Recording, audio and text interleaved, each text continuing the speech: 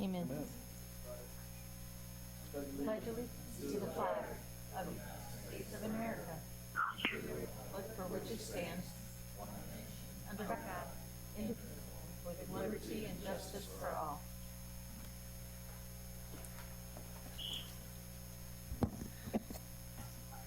Mayor Williams. Here. Deputy Mayor Goins. Councilmember Bovair. Here. Councilmember Koss. Here. Councilmember Warner. Here. City Attorney Garganese. Here. And Interim City Manager Fuhrer. Here. Thank you. Thank you, ma'am. Okay, you're on, Mr. City Manager.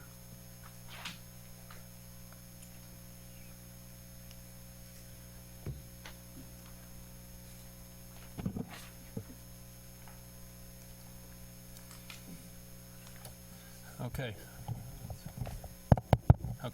Mr. Mayor, members of City Council, thank you for being here tonight.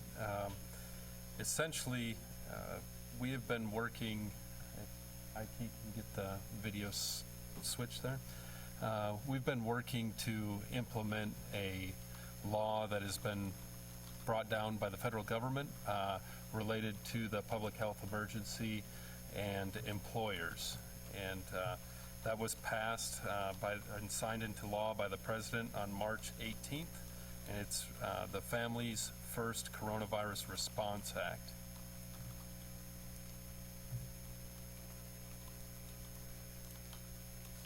And what that does is that requires certain employers to provide their employees with paid sick leave and expanded family medical leave for specified reasons related to COVID-19, especially when considering those that are unable to work due to telework being available. And those provisions, that law goes into effect yesterday, April 1st, and that extends through December 31st, 2020. So it's taken us through the entire year. And what it does is it amends the Family Medical Leave Act and applies this regulation to employers with 500 or fewer employees, as well as local governments. We are not exempted from this law. And so we have had to develop personnel policies consistent with the law that we can apply to our own employees during this public health emergency.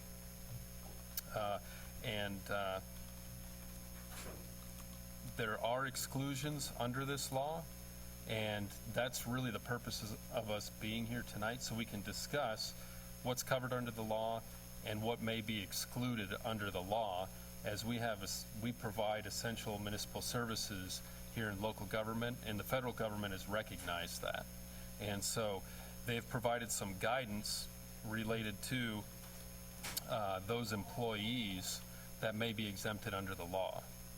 Now, we have certainly interpreted that from our own service delivery perspective, what we believe to be consistent with the law, as well as consistent with our sister cities. There are two elements under the Act. The first one is paid sick leave. It ensures that all employees are eligible for 80 hours of paid sick leave under the Act, and that is for those employees that are exhibiting symptoms, have a positive test, under doctor's orders to quarantine. They have essentially 80 hours under this Act of paid sick leave, and so that we must comply with. We've done some work in the background to make that happen with our pay code system, so we can track that in the event that there would be FEMA reimbursement under this Act. At this point in time, we've not received any of that information that there is. There is a second component to the paid sick leave as well. If that employee needs to look after a sick family member or child, they're also eligible for those 80 hours, and that's at a 2/3 rate pay if it's not for them, essentially.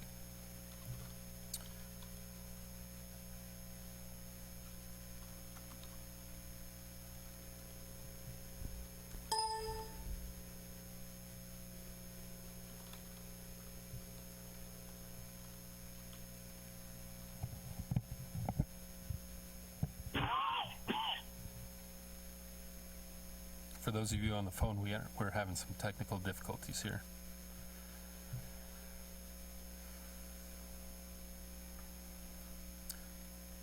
Okay, the second component is an expanded family medical leave.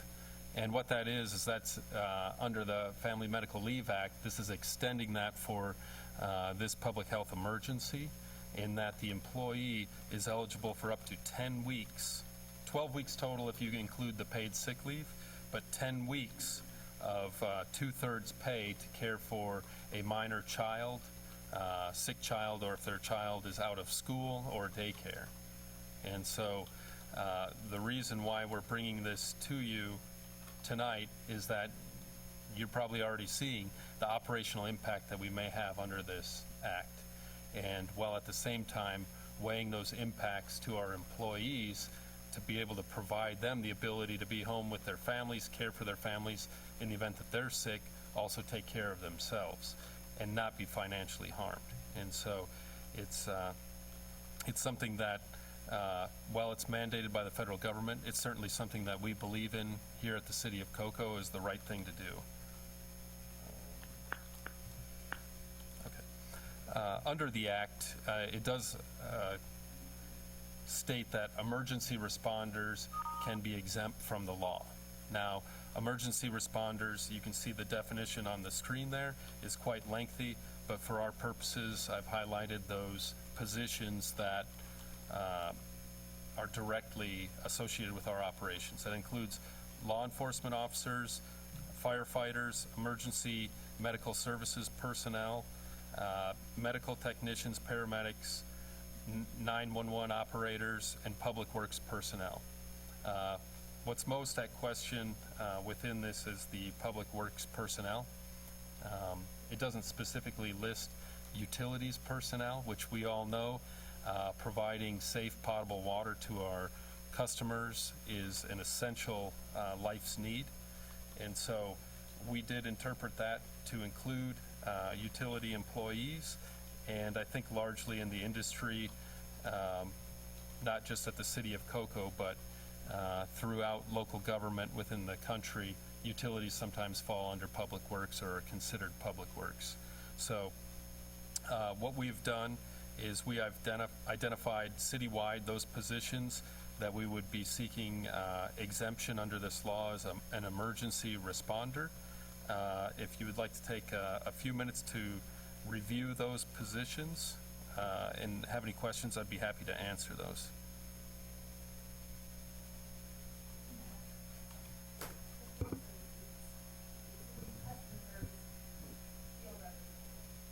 Okay. Oop. So that should be customer services, field representative. The ones in the field that do turn on and turn off. Mm-hmm. And meter reading. Okay.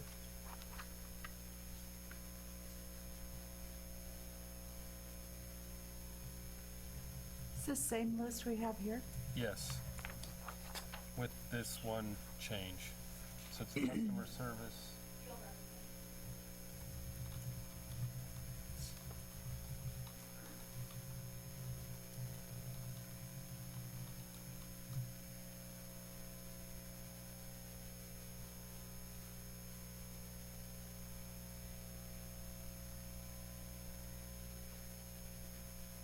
So something like, excuse me, Yes, ma'am. so something like IT director, Yes. whoever it is that keeps us going electronically, they're not an emergency responder, but essential, they come under essential services. Is that how that works? Certainly, and if you recall, under this act, I covered it pretty quickly, but they're allowed to telework. So they would be exempt under the act from that perspective. So yes, there's certainly, in this type of event, an emergency responder with the amount of technology we need to use to communicate amongst one another.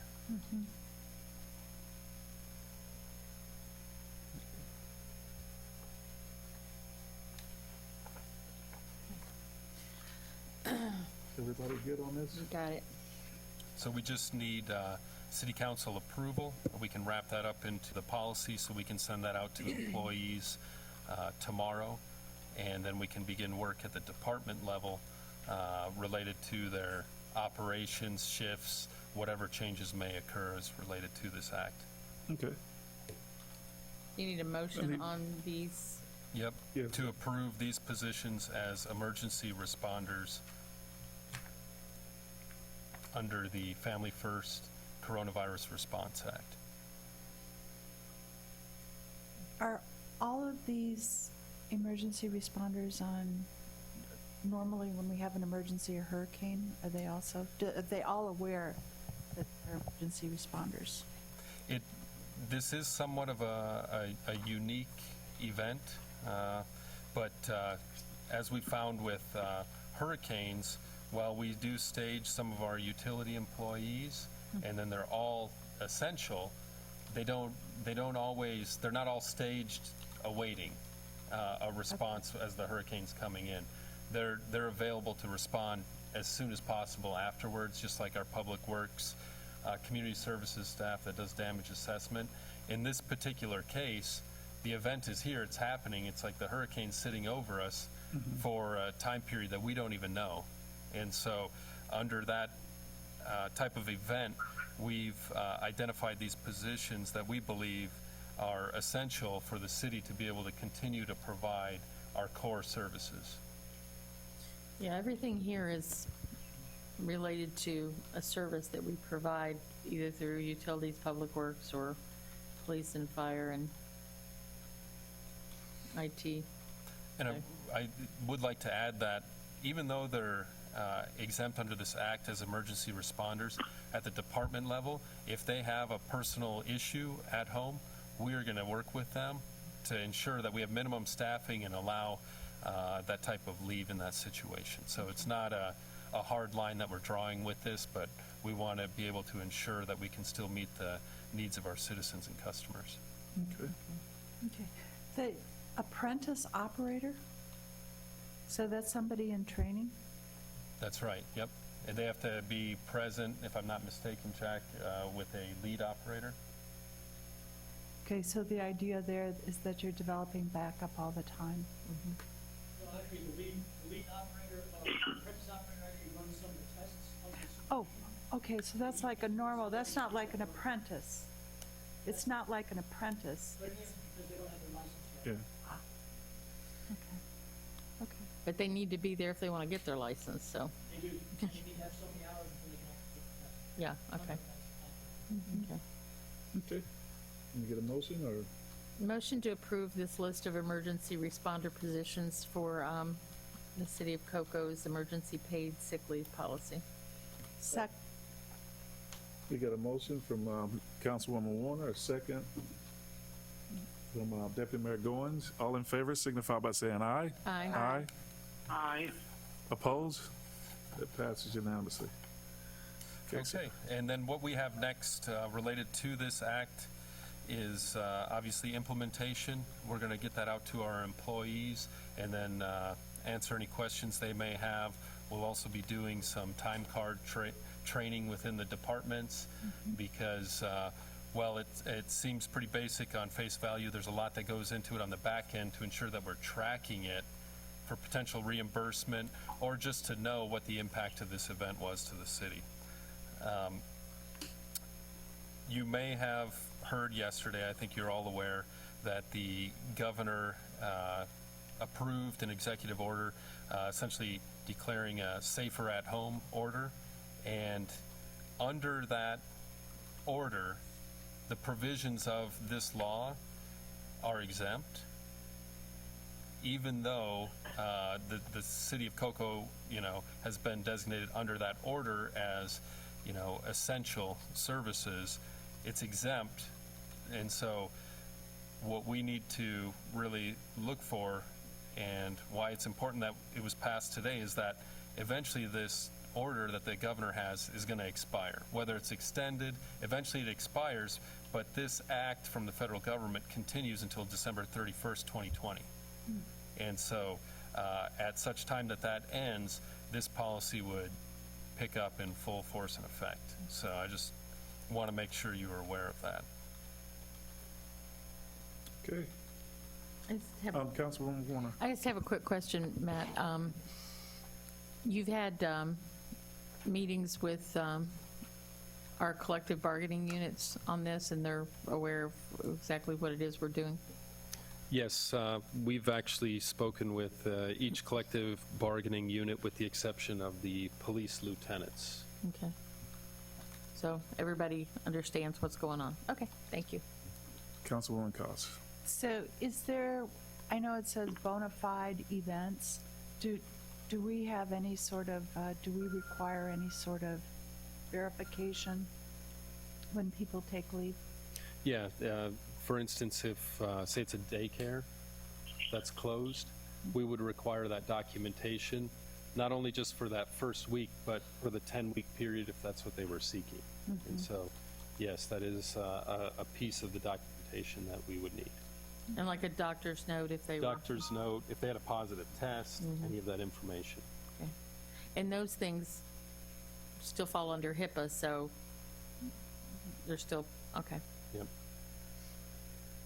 Okay. Can I entertain a motion? A motion, On the To approve this resolution? resolution, yes. a motion to approve. Second. We got a motion from Councilwoman Cost, a second from Councilwoman Warner. All in favor signify by saying aye. Aye. Opposed? Aye. Opposed? Passes unanimously. Okay, Matt, that's your two items, but I had a couple of questions here real quick, if you don't mind, Yeah, actually. unless there was more. I wanted to provide, and this is probably where you're going to be going with your question, I would guess. Hopefully we can get it answered here. Okay. But I also wanted to cover what the kind of the impact of the governor's executive order is, because it's a safer at home order, and essentially it's providing that all persons in Florida shall limit their movement and personal interactions outside of their home to only those necessary to obtain or provide essential services or conduct essential activities. Now, there's a couple of impacts. Now I'm going to have the departments go over their individual changes in the way they're going to conduct their operations starting Monday. And so you'll kind of get an overview of that and understand that we're still going to continue to provide our city services, but at the same time, we're going to follow the intent of this order to try to increase that social distancing and reduce the spread amongst our employees. And so they'll provide that overview. A couple of things that I'll cover real quickly related to that executive order, that there's some questions out there. One of them is essential and non-essential businesses. Possibly some of you have received phone calls from some of our local businesses requesting or trying to understand why they weren't deemed essential or non-essential. And it's basically the governor had, since there were a lot of questions out there, and the order prohibit local government from, his second, he did a follow-up order because there were so many questions related to that, Executive Order 92. And what that did was that preempted all local governments from coming up with their own lists. And so in order for a business, if they're interested in getting on that list, they would have to communicate with the state coordinating officer. And they're the ones that maintain that essential services list. And so if you do get questions related to that, you need to refer them to the state level because it's been taken out of our hands at this point. The questions I've gotten so far are just kind of like gray areas. Some of my services might be essential, some of them are. I'm not sure if I fall in, which category I fall in. So that's what I've been telling them, is to look at the governor's order, and if they're still not sure, they need to talk to the state. Yes. And then I had a couple as well that they do a lot of online business. So they shut the doors to the public, but they want to know if they can actually go in their place of business and do their online stuff, communicating back and forth. I would think it's the intent of that was to limit public interaction. Yeah. And that's what I told him, yeah. Yeah, I would think, I don't know how anyone would enforce that to know that they're open other than they Yeah. find them online. Yeah. Another item that I would be seeking council direction on was related to our parks.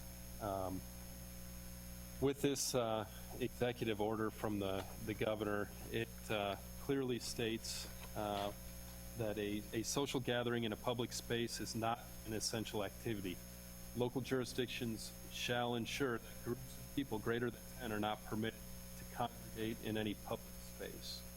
And so that can be very challenging to enforce, but what we'd be seeking direction from city council on is not closure of our parks, but limiting the use of our parks to pedestrian pass-through only. So if someone wants to walk their dog, if someone wants to go for a walk around the park, they can still do that activity, but gathering at the site would be prohibited under this act or this order. And then the second component is closure of the parking areas and restrooms. I can tell you that between Brevard County, they certainly have supplies right now, but for the city, we have about a day or two of supplies left that we could actually stock our restrooms with toilet paper and the proper sanitation. So without the proper sanitation in the restrooms, I think under this public health emergency, you need to close the restrooms until we can get more supplies. But that direction we need from you all on how you'd like us to approach that. That's, I'll tell you my take on Provost. Oh, I'm sorry. Heather, I just, go ahead. my concern with closing the restrooms down here in the village is, and maybe the chief can answer this, do we still have homeless hanging out down here? Because if we don't have an open restroom down here, we're gonna have a bigger problem than no toilet paper. So if we do still have homeless down here in the village and they're staying here during this and we haven't found a safe place for them, then I don't want to close both bathrooms. If we want to close one, that's fine, but I don't, and now if we've managed to relocate our homeless that normally live here in the village, I'm fine with it, but that's definitely a concern to me, closing the bathrooms, if we still have people living down here in the park and in the village. So that's my only concern. And which one you decide to leave open is, I don't care, whichever one gets the most use, which probably the chief can tell you better, but, I can't see taking a bathroom away from people who might be living down here in the village. And the county's not closing boat ramps. And so we're gonna have people over at Lee Winter, if they can get in there, they're gonna be looking for places to get those boats in. So yeah, it's definitely something we're definitely gonna have to pay close attention to. I know we had people gathering over at Provost, but it didn't look like it was, when you were doing your video, Chief, it didn't look like it was a big crowd over there. It was just a few people who normally hang out there and chat. Yeah. I know we had a big gathering up on Grissom Parkway right on the side of the road up there the other day. There was some debate over whether they were on the county property or the city property. They thought they were on the county property, but other than that, I really haven't seen that it's a problem with people gathering, so I don't know. It's up, for me, it's up to you guys. If you think it's a problem, yeah, we'll do whatever we have to do, but I haven't seen it as a problem yet. And I know Bryant is on the line. Bryant, can you maybe speak to some of the supplies that we still have that would be available to serve those restrooms? Yeah, absolutely. So the biggest issue we've been running into down at Lee Winter and Riverfront Park and Oleander, those bathrooms, is as soon as those are restocked with soap and toilet paper, we lose it probably within an hour or two. So that's been the biggest issue we've had. So our supplies have been dwindled down to probably a day or two. We have some at our public works facility for backup, but we're just struggling with restocking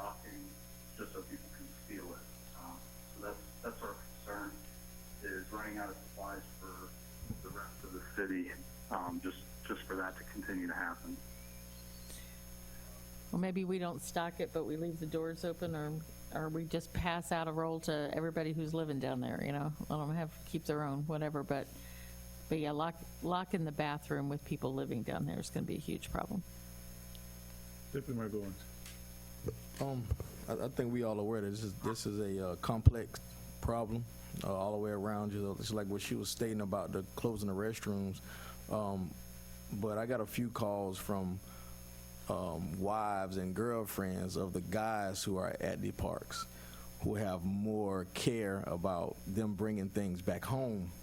That sometimes the men just being men, they're not thinking about it. They don't care. They don't think it's a big deal. They think it's blown out of proportion, but you know, the mother of these households are concerned.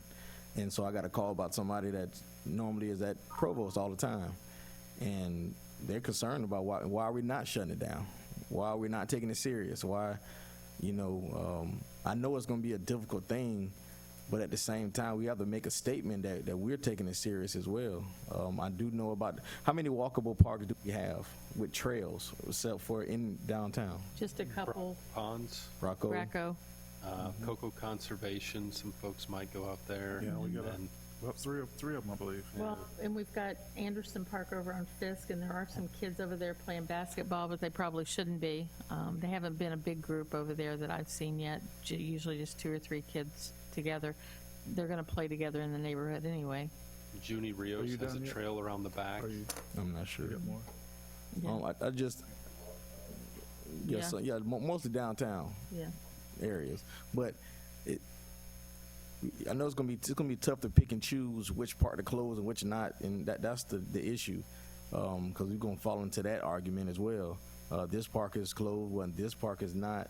I seen down in Vieira where they actually used the orange fence and they locked down the playground area, because they seen 20, 30, you know, kids and parents, because they have nothing to do because school is out. So we have to make some kind of effort. I know that effort may be tough to enforce, but we have to do something. I don't know what that something is, and maybe staff can answer that question, but we must do something. I know that because you have a lot of concerned people. I mean, it's getting serious. I mean, at first it was one person, and now we're at 30 plus with no tests really, you know, so I think we need to, the decision that we're going to make is going to be uncomfortable. It's like everybody's not going to like it, but we're trying to save people as well. You know, sometimes we got to save people from themselves. So that's just my concern is again, sometimes a lot of the men not really thinking, and they're out there just doing whatever they may be doing hand to hand. They're not 6 feet apart. You know, I mean, I went by there at 9:30. It was yesterday. And it was, you know, 50, 60 people out there because the county came out there and took all the benches and their chairs away yesterday. So I guess that's what the county is trying to do now to kind of slow it down. But you take a chair, they're going to bring another chair or a cooler or a bucket or whatever. So this is a real complex issue, but we have to show, you know, that we care about it. So I don't know if how council feels about closing the park down. But that's really a hard decision that we're going to have to make. I don't know what that may be. So, but what do y'all think about it? Before you speak, Councilwoman, I just question for you. I think what I heard Alex saying was that we have some differences in our parks. Yeah. And the parks that have the potential for exercise or activities other than just hanging out, Right. we might want to consider separately from the parks that have no Trails. no right. activities. Like Right. you've got the downtown park where the condo dwellers come out in the morning and walk and exercise and do their yoga or whatever. Right. You've got Junie Rios where the people in that neighborhood walk their dogs. You got Anderson with the kids playing. You've got a couple of other parks that have playgrounds in them. But Provost and Fern and Prospect, without a formal function going on, there's really nothing there to do. There's no activity. Is there? Do we have anything to do at Provost other than just hang out? I mean, It's not like there's a I mean, walking it should be, trail. but it's not. Yeah, I there's mean, no walking trail, there's no No. basketball hoops or, They have basketball, and it's some kids that come, but normally it's mostly adults well, then, that go, you know? So, yeah, okay. I thought you were saying there's a difference and we need to maybe look at each park individually. And I mean, can we do that? Do we have to shut them all, or can we just look at them as individual? It just, it's been my experience that it's viewed as preferential Right, treatment, right, maybe in another area of exactly. the community. yeah. We did some research as far as within Brevard County. There are a few cities that have closed their restrooms and parking. Those are largely associated with beach traffic. And then there's a mix. Some have closed, some have closed others, some have not. Across the state, it's a big issue right now. There's a lot of message boards going on, you know, when you do close the parks, there's a lot of upset folks as far as the restrooms, even though the park may be passive for recreational use. Closing the restrooms is kind of a sign of closure to some extent. Is any mainland cities that have closed down parks that you're aware of? Playgrounds and some of the parking areas, but not But not the park not full-on itself. parks, other than the special needs park in West Melbourne Yeah, and they the closed skate the whole parks. park. Yeah. Yeah. Just because they don't have employees that can watch to see if there's more than 10 in there. Gotcha. So Councilwoman Coster. So we have incidents of more than 10 people? Oh, yeah. Well, and Oh, yeah, for sure. weren't officers going through and reminding people about social distancing? I think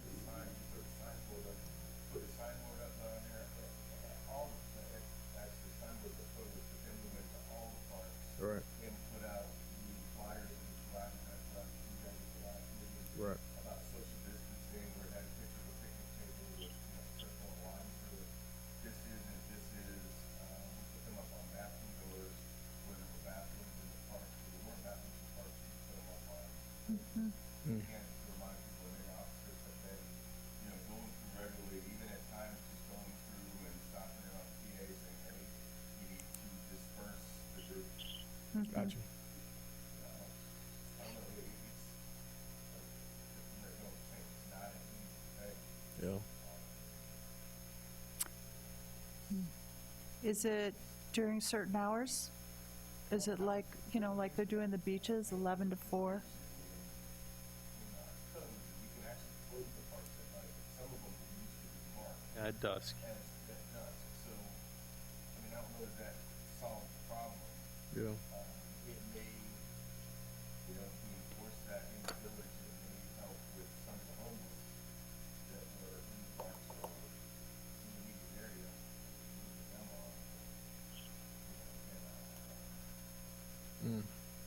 When I walked through the park the other day, the only people there were homeless. But also I wanted to ask if anybody knows or if they've been following the stats, the demographics, and why men are so much more affected by this than women. Yeah, we I mean, different. it was like Yeah, we don't listen. 3/4 of, is that what it is? Really? Yeah, Well, man, No, it's kind of interesting Well, that actually, it's there's like, that disparity. well, and the men die at a higher rate than the women Yeah, that get it. Yeah, it's, boy. yeah, if I was a man, I'd stay home. maybe you need to put that sign up. Yeah, because that might get them to stay home, because, yeah, it's definitely. I would be That's concerned not about funny, really. the idea that we were targeting one particular area versus another, but you're not going to get these condo dwellers here in the village not to come walking through this park when that's the only place they have to exercise, So, I mean,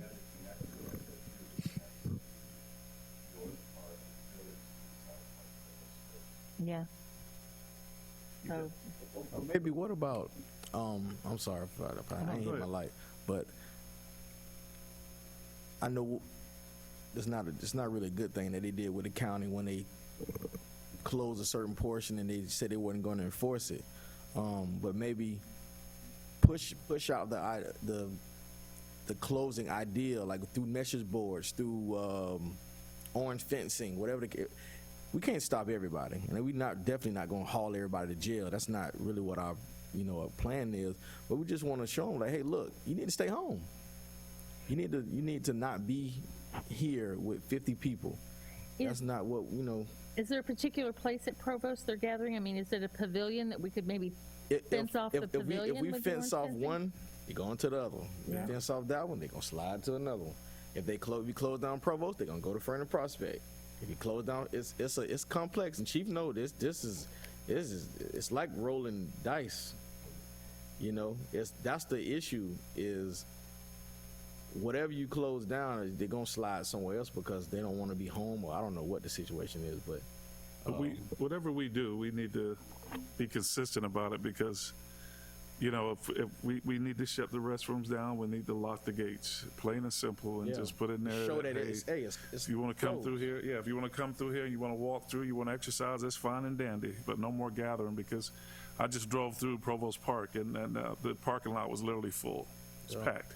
Just so you And, know, Palm Bay has shut down, Palm Bay has shut down their restrooms and parking lots. Their parks are still open, so it's the same concept, but they have already shut down their restrooms and parking lots. And Provo's is becoming a place to hang out now because that's where people are going during these times right now. They're going to Provost Park. I saw a vendor there yesterday with a trailer.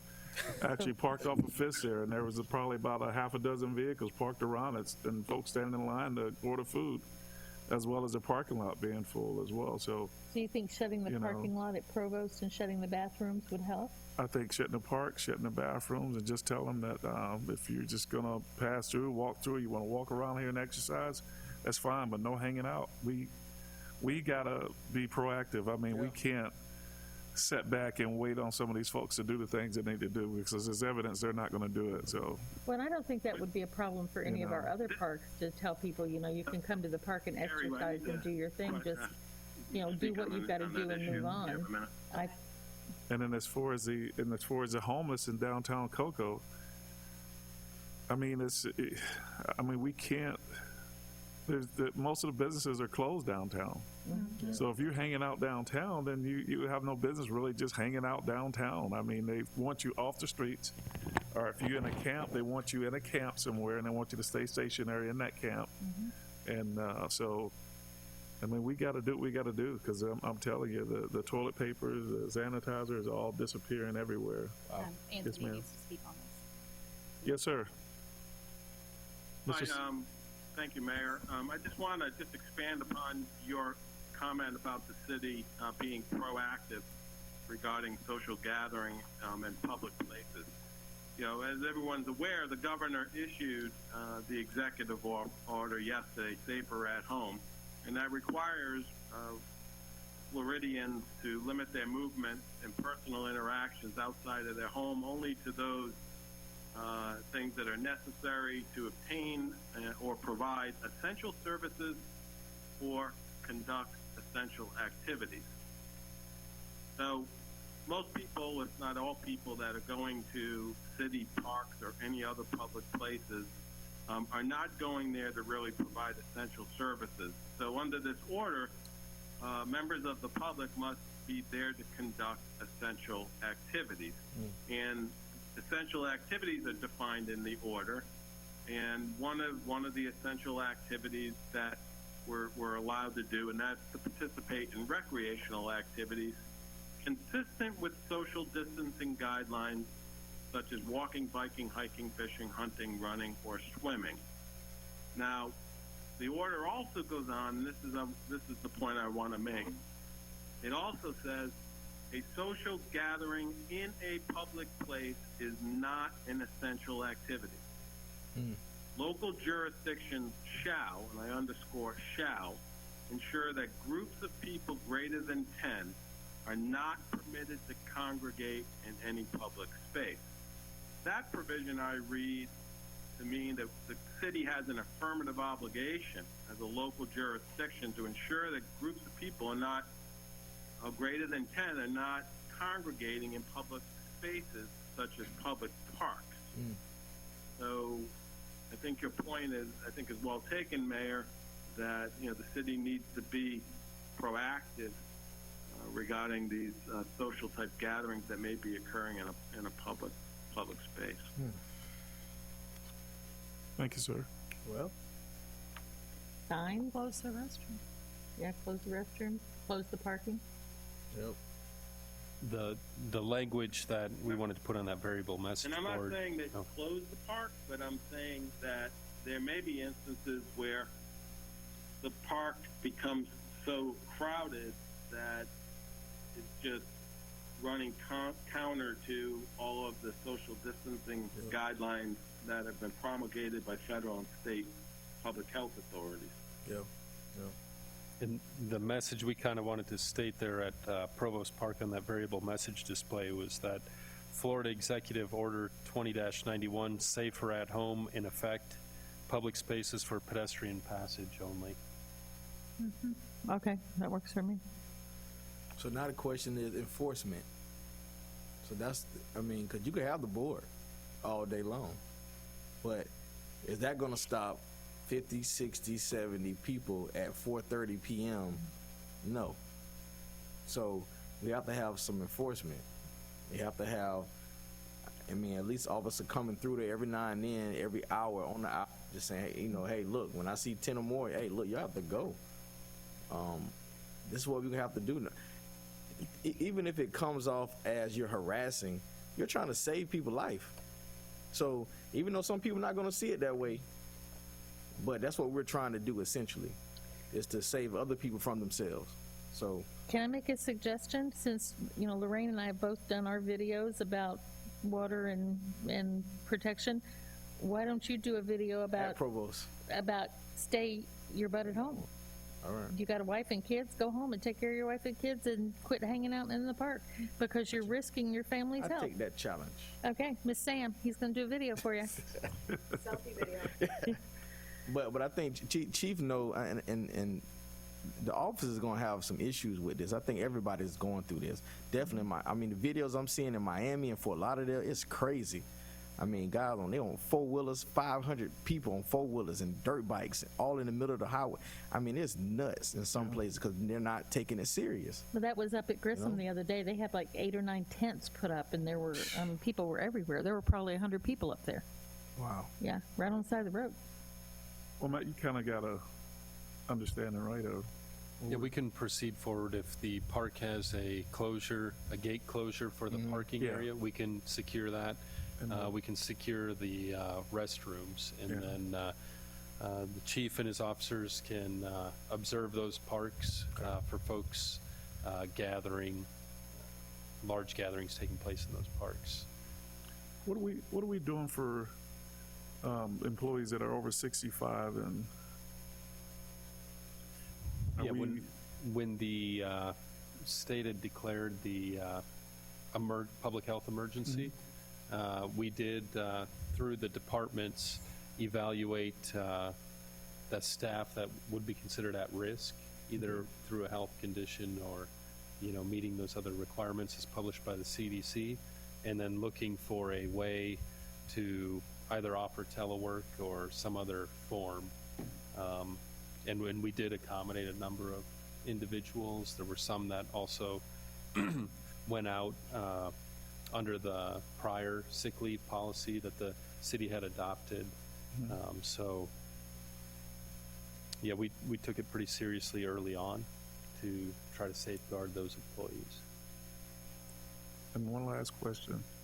I've noticed that I don't know if this is sort of a cleaning time for some folks because they're home, but I'm seeing a lot of piles of furniture and garbage outside the roads, and they're out there for long periods of time, and of course some of the kids are getting into some of the stuff and knocking them in the roads or whatever the case might be, and I don't know if how waste management is running. I know that you're supposed to call when you have bulk stuff like that, but I just Yeah. So I included there's a letter from Waste Management up on the dais in your packet there. And essentially, it's a letter from Waste Management declaring force majeure under our current contract with them related to this event. Now, while they have declared this under the contract, they are currently not experiencing any operational impacts. And at such time that they would provide us notice so we could get that out to our residents, but should be responding as they normally would to the debris piles, to your daily garbage service as well. Now, what do we do when they don't have let's say that the home is vacant and all the stuff was put outside the road, there's no water bill? You see, that's what, We you see a deal lot of that. with those instances fairly often, to include someone that puts the debris across the street where there's a vacant lot with no account as well. And fortunately, Waste Management has been a pretty good partner in taking care of that with our request. And in some instances, we've used our own staff to clean that up as well. Okay. Am I the only one who's noticed that our streets are really, really trashy? All these kids and people Oh, that yeah. walk in there, Yeah. there's Oh, just yeah. garbage everywhere. Yeah. Fifth Boulevard is horrible. Yeah, Oh, yeah. Yeah. yeah, it's bad. Yeah, I wanted to reach out to some folks to do a pickup, but I realized that no one's going to do it this time, so. Yeah. Turn my light on.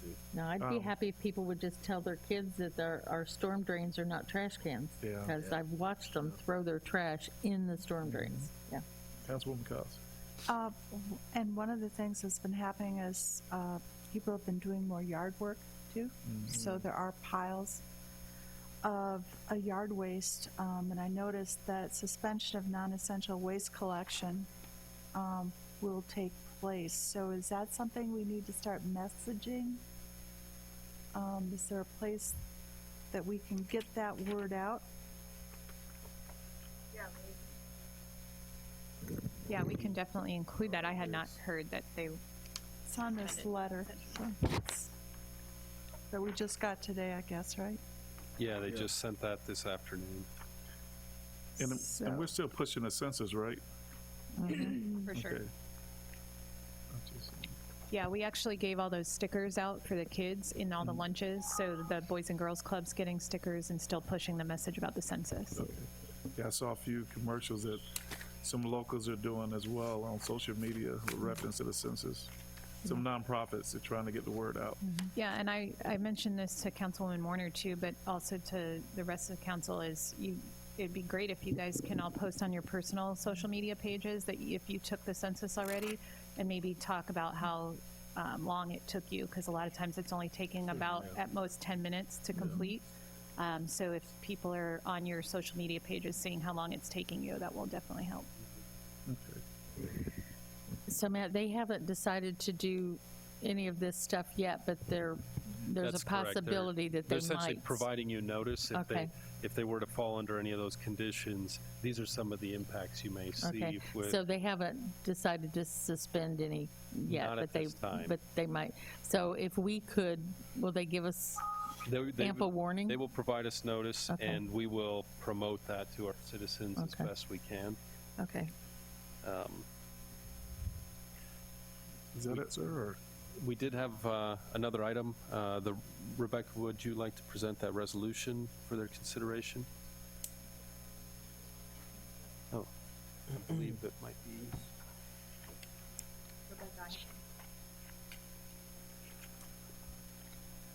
Oh, okay. I think they do.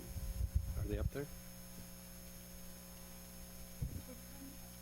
That one. Carrie, do they have copies on the dais? They all. Okay, Yes. okay.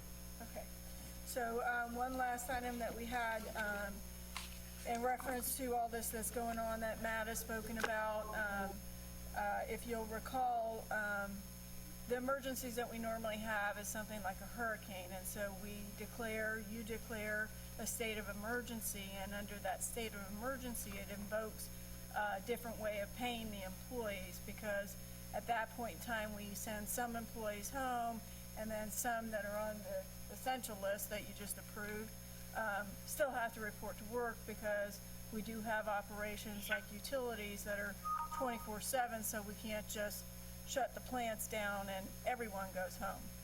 So in this situation, it's a little bit different because we are continuing operations. And as Matt said, we're all going to give our reports of what we're doing, but a large majority of the staff can telecommute.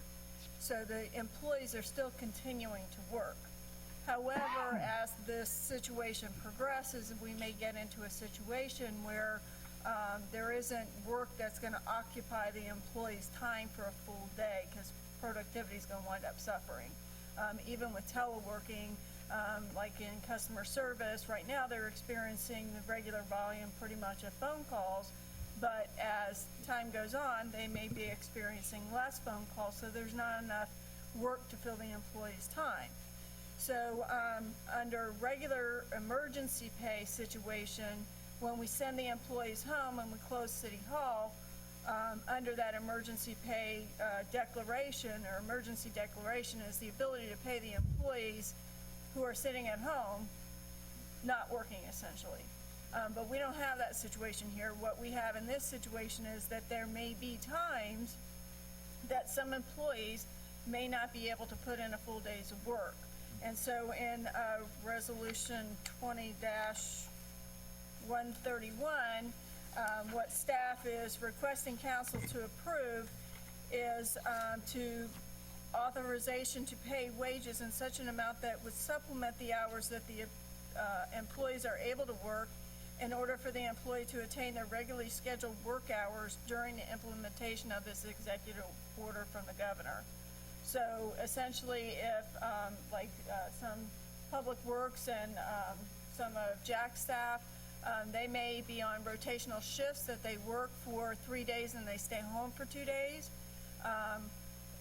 We're trying not to financially harm the employees, so we're requesting approval to go ahead and supplement the time that they worked to get them up to what their regular schedule was. And that would be the same like with police and fire, if they had to do something because they're on like 12-hour shifts or 24-hour shifts. The desire is just to make sure that the employees are not financially harmed. So we're requesting approval of Resolution 2020-131. This is not a state of emergency. Emergency pay is not being invoked, but we're requesting approval of this resolution to allow the city, essentially council, to pay the employees basically their regular paycheck, whatever that may be, during this time. Thank you, ma'am. Councilwoman Cox. Well, just ask, do you have any estimates on how many hours those are? And are we looking at other things that people can do, alternatives to? Yes, all of us department directors have been looking. We've been advising our employees that you may be getting other assignments that you wouldn't normally have. It's the time, my staff, I've been talking to them about time to do projects, things that we haven't been able to get to, because there's always a backlog of work, I'm sure, for everyone somewhere. So we are encouraging employees to telework first to fill their time. But as this situation has evolved, we kind of realize, well, wait a minute, for the next month, we don't know what's going to happen. And if we don't have a resolution like this in place, then we could get to the point where employees are going to lose pay. Thank you, ma'am. Motion to approve. We got a motion from Councilwoman Warner, Second. second from Councilwoman Cox. All in favor signify by saying aye. Aye. Aye. Opposed?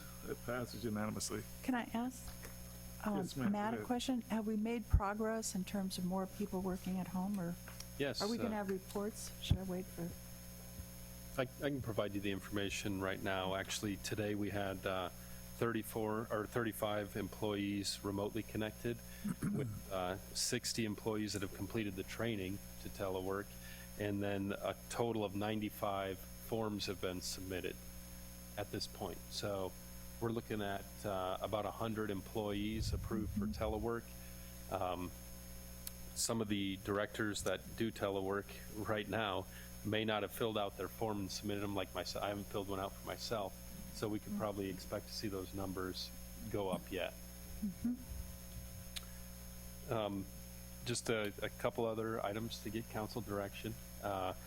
We are currently in the process of publishing the second quarter FYI. While it's not been completed yet, this does present an opportunity for city council to send a mailer to every citizen in Copa with information related to COVID-19 and provide those resources that the city provides, so they understand our role in this public health emergency and that we're going to be there for them, but also at the same time allowing them to connect to the resources that are available to them at the state and federal level. And Samantha has worked up a rendering of that. I believe you have it up there on the dais. If you'd like us to proceed with that, we can go with that. I think definitely probably the biggest complaint that I see and hear on social media is that governments are not communicating with their residents. You know, the county especially, people were up in arms over the county. So anything that we can do to communicate definitely helps. Yeah, this is fine, man. I was gonna do a page in there, but I'll wait until after this because all this stuff's going on. That's why I haven't bothered with it. But yeah, this will work. Yeah, that's something I've gotten was a lot of folks they were wondering why we are not on Channel 9 News and 13. And tried to explain it to them that it doesn't work that way. And but anyway, it's just there's been some little issues, but I think we've been doing a good job of handling them. So. If you submit your selfie videos, we could see if Samantha or Rachel could put their news channel background. Yeah, Yeah. I'll tell you. I like that one. Mayor, Real. Yes, ma'am. will we have an opportunity to talk with you? I really think some of the wording on this needs to change. Okay. And some of the emphasis and maybe, I mean, I think it's great. It's going to be nice. Put it on your refrigerator. But I'd like an opportunity to look at it. And my big concern is just when we talk about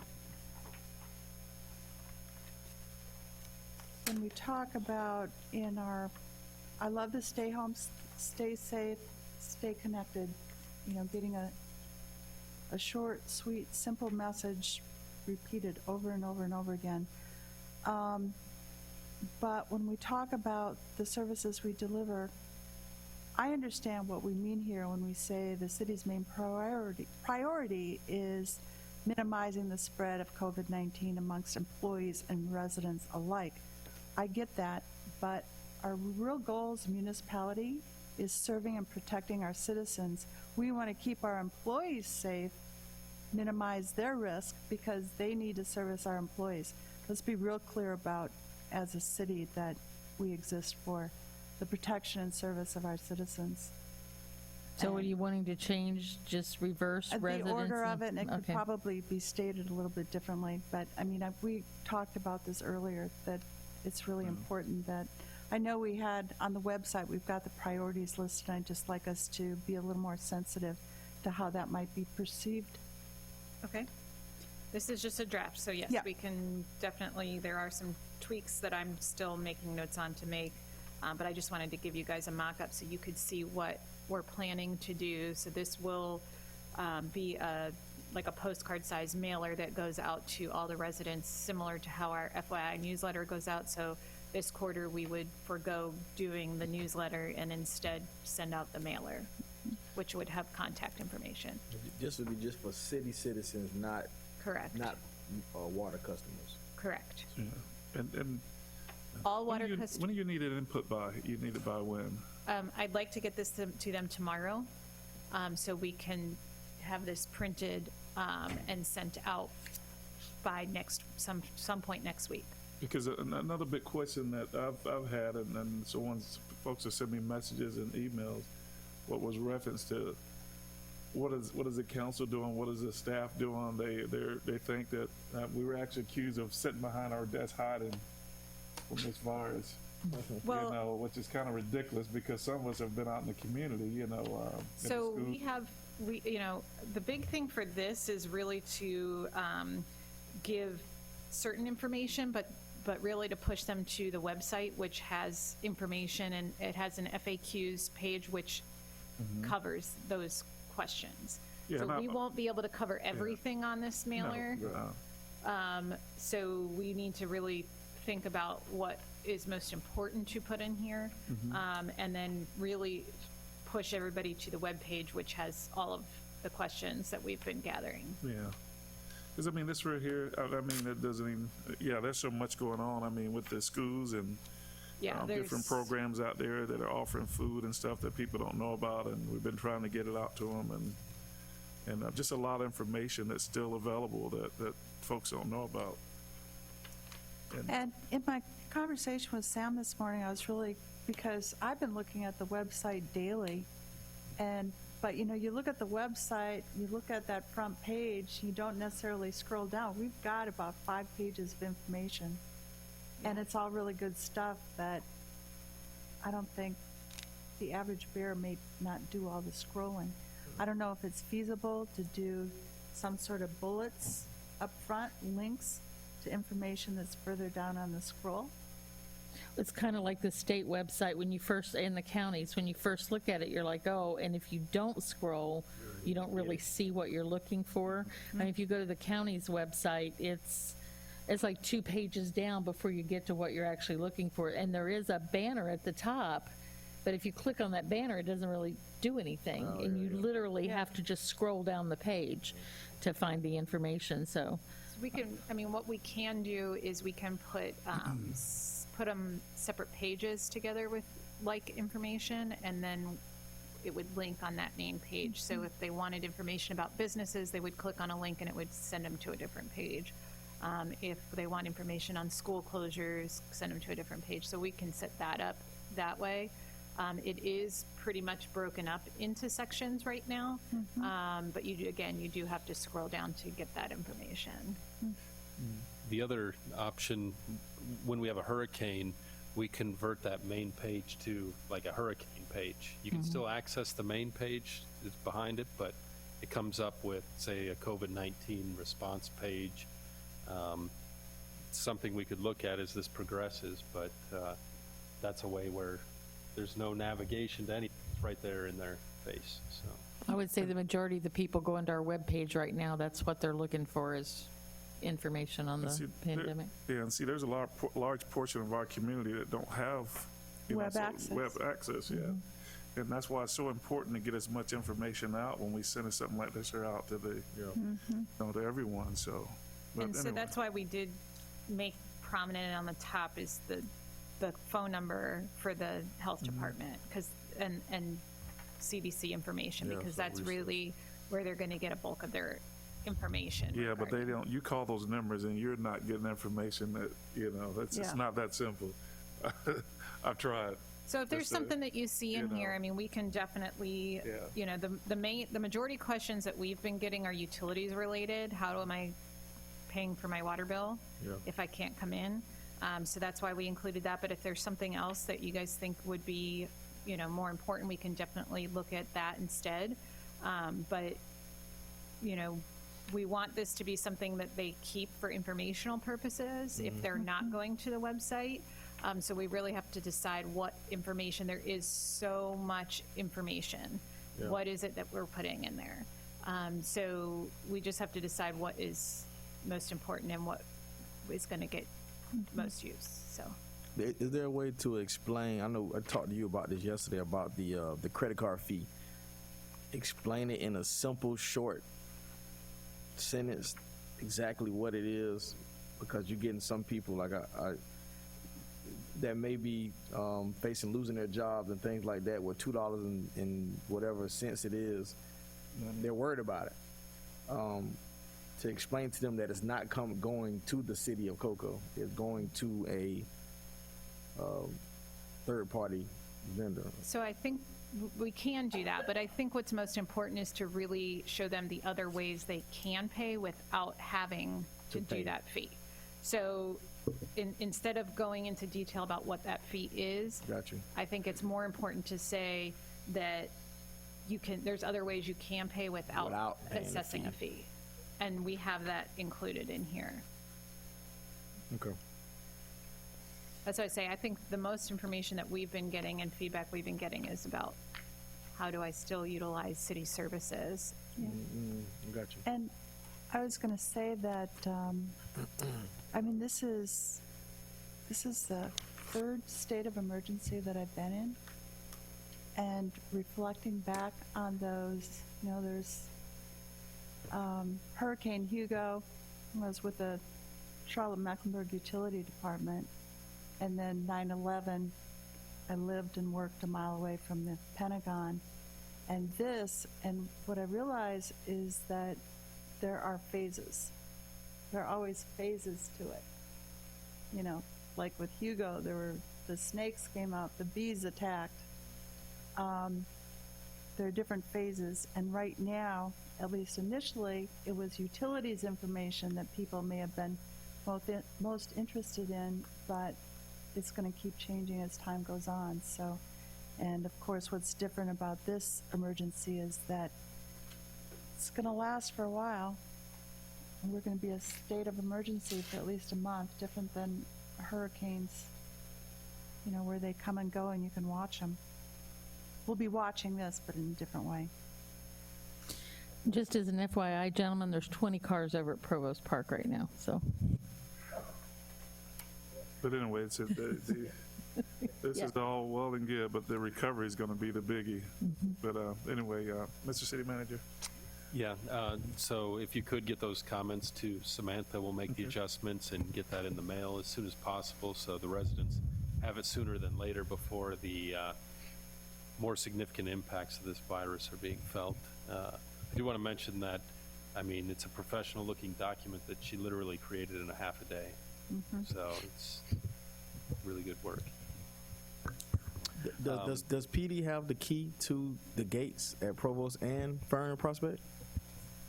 That's a good question. I know they changed the locks one time. It is, but they keep changing the locks. So I'm not sure. I think last time I was at Prospect, I believe those are not combination locks. okay. Okay. So either way, we'll get the key to that so we still have control during this executive order period. And with that, if there are no questions related to that, we'll go ahead and You got one more, Yeah, I Councilwoman just wanted to Gallagher. ask because, you know, thinking about phases of an emergency, right now Chief Lamb may be the face of this, but very soon it may be Chief Cantaloupe because, I mean, we may be entering a period where we experience more opportunistic crime. Have you seen any signs of that or? Oh, yeah. The big thing is that there are so many people out, so many people home now.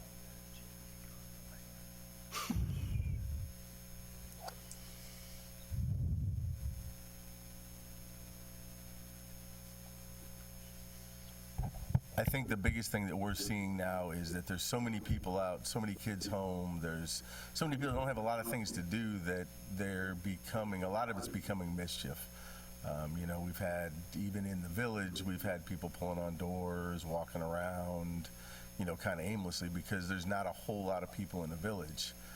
I think a big thing that changed our village was the fact that we had pretty much large groups of people in the village all the time. Now when you drive through the village, there's nobody here. I mean, it's very, very, very limited with the amount of people. So, yes, it is going to cause the ability or the opportunity, and we always say this, I mean, 99.9% of our crimes are crimes of opportunity. So, you know, we've been trying to move ahead of that and talk to some of our local businesses, you know, put out information through social media to make sure, you know, if you are closing up, make sure you lock everything, make sure you lock the doors. I've even thought about in the future maybe coming up with a way that the businesses could let us know, hey, by the way, we are closed, these businesses are closed. We can maybe put a list together that so that we'll know, especially for our late evening shift guys and midnight shift people, that they can go around and check the businesses throughout the night that we know are closed and there aren't anybody there. Obviously, we encourage, you know, all of our business to put up security cameras, to have, you know, alarms and stuff like that. But yeah, there definitely is the ability for crimes of opportunity. Car burglaries. Yeah. That's, I mean, that's a regular. I mean, that's, you know, is one of those that's kind of, you know, it goes in ebbs and flows. I mean, you'll see neighborhoods will get hit. We won't have them for a while. But yes, now that there's a lot of people with nothing to do, especially some of our youth, yeah, we're gonna struggle with Maybe that. that should be a part of our messaging. Maybe we can squeeze that in somewhere. our message boards, our social media. Well, just even knowing people are home, they're gonna be scammers out there. Well, now with All this, over. with the governor's order of stay at home, our Yeah. officers have the opportunity, anybody who's not at home, who's out on the streets. Well, to a degree, they Yeah, well, if don't they're have out any more walking, you know. Unfortunately, there's Yeah. a lot of, I mean, that, the stuff that you can do, there's a lot of stuff that you can do even with that order. And that's kind of going to be the hard thing, I think, for us is to, you know, who is essential, who's not, who's going places like the mayor talked earlier. There's going to be businesses that do stuff internally that don't have any kind of outside customers that are going to try to stay open, obviously. I can't say that in a way I blame them. I mean, they're going to try to stay open to try to keep their businesses going. So, you know, we're actually going to start tracking. Matt and I had talked the other day about trying to look at tracking our calls for service from 2019 in comparison to 2020, especially in the last few months and then going forward to see if the calls for service, and we're going to do strictly just calls for service, not proactive, but calls for service to see if we are actually seeing a lower amount of calls for service with the order and with what's going on now, as opposed to what we had in 2019. So, you know, trying to keep everything even, and then just trying to, like I say, trying to stay ahead of it. I guess as long as I'm up here, I'll just go through our stuff real quick at the police department. We're, you know, again, trying to limit the amount of people inside our building. We're looking at ways to have people telework that can, and some people will have to come in periodically because there's a lot of things that we have to do, including myself. But we're trying to get as many people out of the building as possible so that we do have that distancing, so we don't have, because it's inevitable when there's a group of people in a building, they all want to go to one spot, or they want to talk, or they want to get together, and it's, you know, it's like everybody else. We forget that, oh, you're supposed to be 6 feet apart, that you shouldn't be here. So we're really, really trying to work hard on that. We try to stagger some shifts so that we don't have, you know, basically minimum staffing right now as much as possible, and alleviate some of our overlaps so that we're not overlapping shifts and this shift comes in contact with another shift.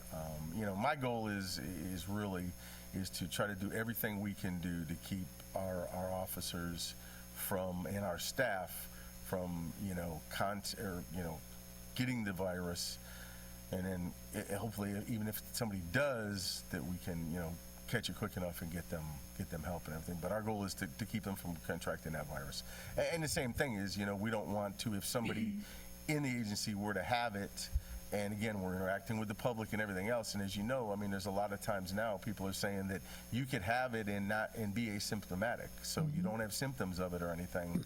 So again, you know, we're telling the officers, even when they're dealing with the public, you know, 6 feet, we're asking them to have the public step outside their residences, don't go inside houses if we don't have to, and then we're actually trying to triage calls based on what they are. If an officer can call somebody back and take a report over the phone, we're going to try to do as much of that as we can to try to, again, to try to alleviate.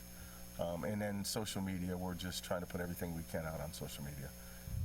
Everything to do's and don'ts. We did some things in the parks, you know, went down and talked to people, actually handed out flyers, did some different social media stuff in the parks. I think it lasted for a couple days, and then it kind of slid back. But we'll, you know, stay on top of it and just keep going at it until we get through this. I think if everybody works together, we'll all come out the other side. So.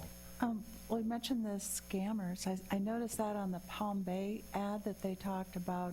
I thought that was good, that they included a little messaging on the scam artists that are out there and opportunistically taking advantage of this, and maybe Well, I we've know we got put out other something yesterday opportunities too, to talk about that.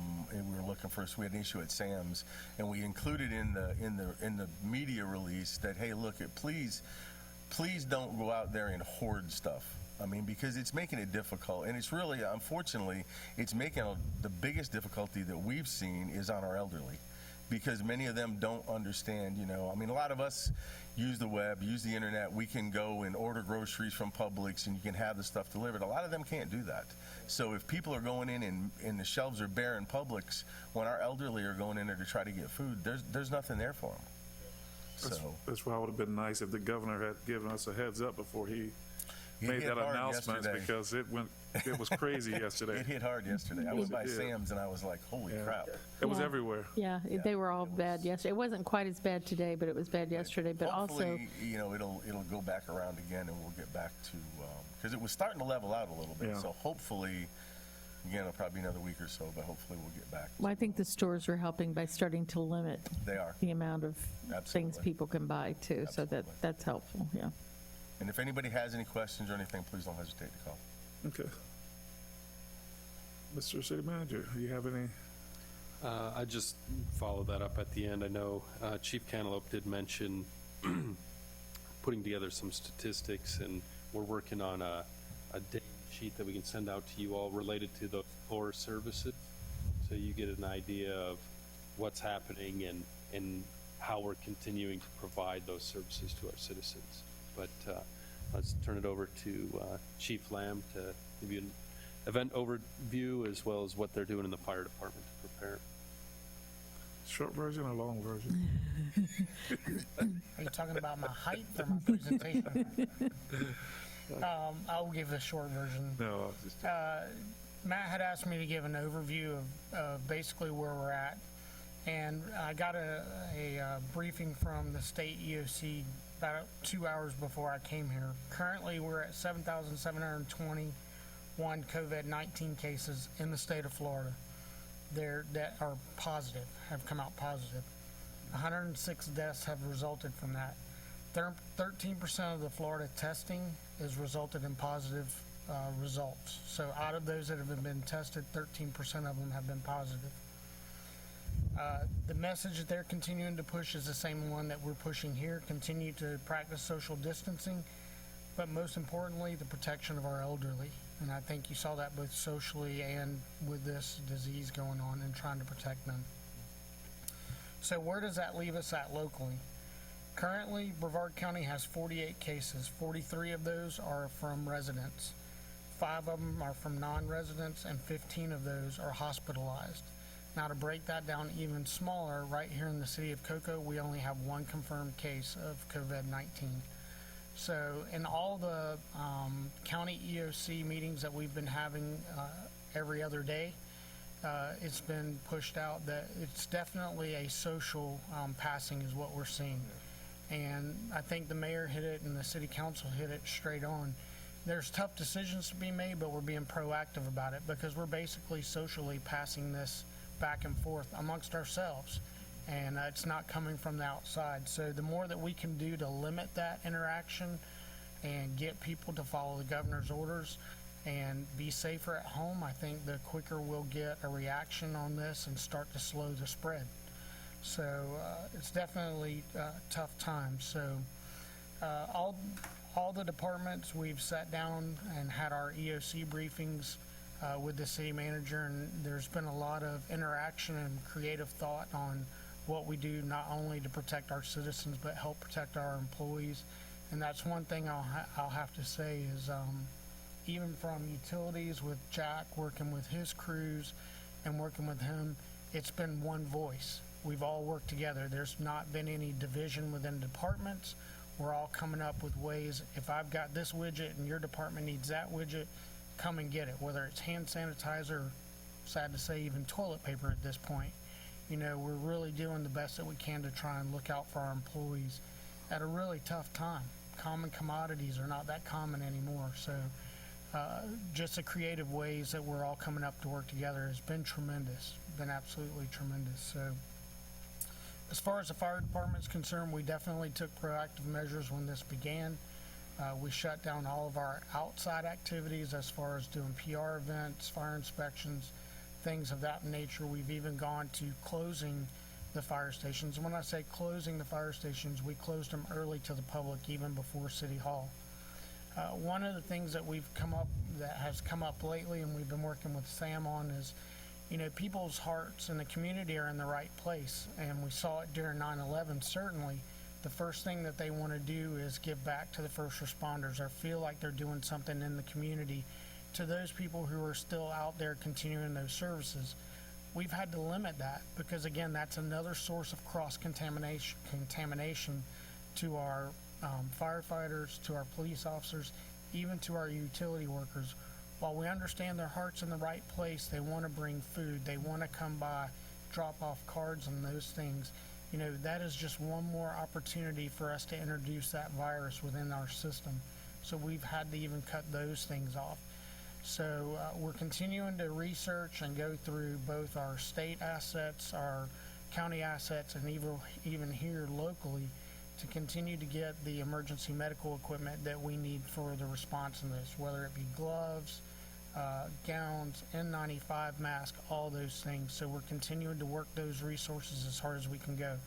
Mayor, I know you asked me to reach out to the Space Center. Certainly I have some comrades out there that work, and they're seeing the exact same things that we are and trying to get these vital resources. So we're continuing to be vigilant on that. We're always going to be at a critical stocking level in that, especially as this event continues to move on.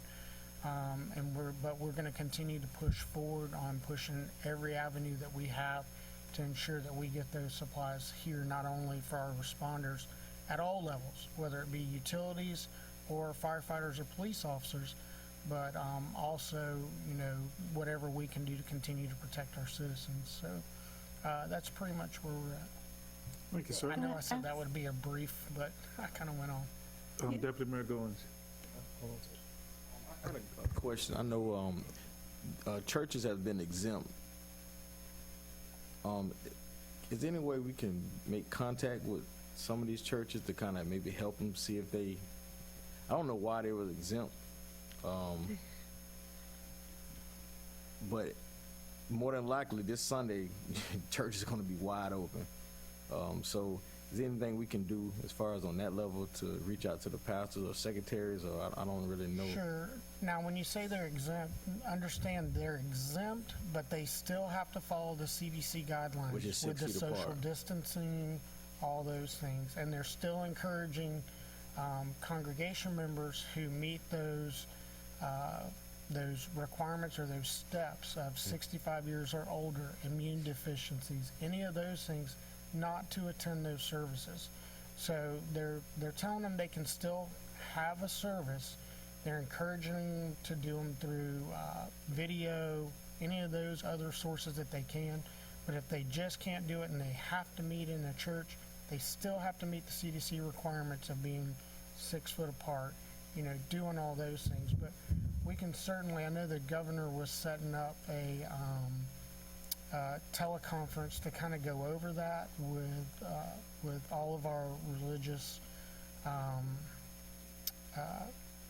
leaders and stuff to kind of explain what that means. And I know the state's been trying to put something together to kind of push it out also. But I'll continue to keep looking for that. And as soon as it gets out, I'll make sure that we push that to Samantha, but certainly reach out to our local pastors, because I think that's important for them too. Not only to be, as much as I hate to say it, not only to be safe, you know, physically from this virus, but people want to be spiritually safe too. Oh, yeah. And we got to encourage that. And I can add about 80% of the churches inside Cocoa and right on the boundaries have gone to social media. They're not actually having church service. They're having them, but they're doing them through their Like web internet, pages or Facebook, internet. Yeah. And as some of the mega churches said, they were glad to see that because they have like their praise, you know, musicians or their choir or something coming in to help with the service. So they end up with more than 10 people in the building. Yeah. Still trying to social distance, but still trying to do that online service. So especially some of our mega churches are really, they're happy to see that they can actually come into the building to do the service, but they're still encouraging their parishioners to watch it online. So Absolutely. a lot of them are trying to be socially responsible and safe and still accomplish their mission, which is great. But I know we have some small churches in Cocoa that we might want to make sure get the message, some with maybe congregations of only 40 or 50 people, and most of those parishioners are also elderly, so we definitely want to pay attention to those. Councilwoman Cos. Yeah, I was just going to ask about the gaps, because, I mean, that's the big frustration is, what are the gaps? I mean, we keep hearing that there are gaps, but they're, you know, the county has not been has not really come out. Like, okay, how many beds do we have? What's the gap between the projected need? Sure. And that kind of data just isn't showing up anywhere. Yeah, And it's frustrating, like even I ask you, what's your need? Where's your gap? And Not sure I know. Well, and I can tell you, our gap is on the end of what I just spoke about, is the N95 mask, the gowns, those personal protective items that everybody's seeing that gap right now, nationwide, not just statewide. And certainly we're putting those burn rates in. That's one of the things you have to do as a state on what your current supplies are now and what your needs are and your anticipated needs are going to be and what that burn rate's going to be. We put that burn rate in when we initially sent our request to the state on the 16th of March. Okay. Yes, 16th of March. And worked through that, but, much of the issues that they're having is, you can't give something that you can't get produced in a hurry. And I think what they're looking at overall, and I can't speak for the state, but just on some of the calls that I've been on, is these hot spots. Broward County, some of those areas where there is a huge need for that stuff, and they're trying to address that right away. Get that material down there to them, get those test kits down to them, and lessen that flow than it is on areas that they have some, and it might not get them through, but we're not seeing as many cases. So we're having to concentrate those efforts. And I'll be honest with you, the SEOC chief right now is a great friend of mine, came from Jacksonville. We worked together for a long time. And he's doing tremendous things to ensure that we are getting equipment here in the state of Florida as fast as possible, but also pushing it out into those areas where it's just growing leaps and bounds to try to get ahead of this thing to keep it from spreading across the state like it did in other areas in the United States. So New York, they still don't have a handle on theirs yet. Yeah. And So this really ahead of speaks again to the need to flatten the curve, even though that's going to lengthen the amount of time that this virus takes to go through our Absolutely. community. It's going to mean we're more prepared to deal with it. Yes, ma'am, absolutely. Well, it's nice to hear that, because one of the things that we're seeing is that, other governors in other states are complaining because Florida's getting 100% of what they're asking for from the federal government, and some states are getting 5% and 17%. So it's nice to know that we have somebody here at the state that's making sure that those items that we're getting in those shipments are getting out to you Absolutely. who need them right away. That's because I know some states are also having that problem. They may be getting the supplies in, but their ability to spread that out through their state is just not there. So glad to know you have that connection. Well, and I'll say the states or the county's EOC in our last conference call, and I just got a call from their finance section 2 days ago, and they're done waiting. So they're making the movement now to go ahead and get with their vendors. They tallied up all the numbers for the county-wide as far as what the resource requests were, and they're going to go ahead and push and order that stuff and look at the financial impact of it on the back end going through FEMA or whatever they need to do, but getting that out. Now, in the last 2 weeks, we've had 2 caches dropped off in the county. And when I say cache, that's material or equipment that's been asked for. They were very small. Very small caches. And when you look at how large From the state, Brevard- right? Yes, This ma'am. is what's coming from the From state. the state. When you look at Brevard County and how large it is, when you start figuring in your healthcare workers that are putting in state requests, law enforcement, fire, utilities, it was very small. It did not go far. We luckily got in on some of that and started spreading it out, but even after we spread it out, it was 6 boxes of N95 masks, 30 masks per box. Once we split those out between us and law enforcement, that's not really a lot. Nope. So you look at that and you go, man, now I've left my utilities guys. Where are they at in that whole picture? Where are my public works people at? How do we make these things go further and last longer? So it's certainly an issue that's being addressed on the federal side, but I can promise you the state is not taking it laying down, and they are certainly, like you said, Ms. Warner, they're on the winning side of this. Our governor is doing a phenomenal job through the State Emergency Operations Center of being able to acquire equipment way more than other states. It's just unfortunately having to go to these hot spots right now to try and contain this as quick as possible. Are you getting a lot of emails from vendors with reference to like the N95 masks and so forth? So Oh, I'm getting a lot of emails. okay, And the problem with that so I won't is, forward the ones I'm getting to you then. yeah, a lot of those come in, and we've been seeing that. A lot of those emails come in, and as soon as you reach out and call them or you fill out the information, the email attracts you, and it says, we can get these, we currently got them in stock, we can get them to you within 2 to 3 weeks. You go through the process to fill it out. And again, my hat's off to Rebecca because she's made it so simple. I can sit at the computer and start filling it out and go, I want these now. When you go to place the order, it says they will be drop shipped in May. And I'm like, that's not 2 to 3 weeks. Yeah. That's 2 to 3 months. Yeah. So, we're definitely researching those still though, to try and get that stuff as quick as we can and not wait for the state cash to come in, because we certainly understand their struggles right now too. Okay, so I won't add to your emails then. Thank you, sir. Thank you. Okay, Brian, if you're on the line, if you want to provide just a brief overview of Public Works operations starting this next Monday?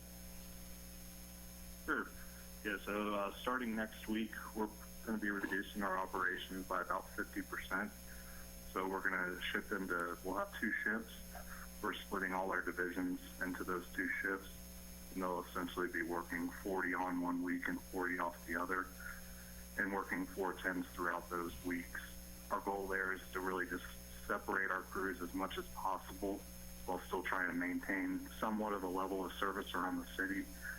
Complete shutdown for us would just put our work orders back so far. It would take months for us to catch up, and we're just not in a position to be able to do that.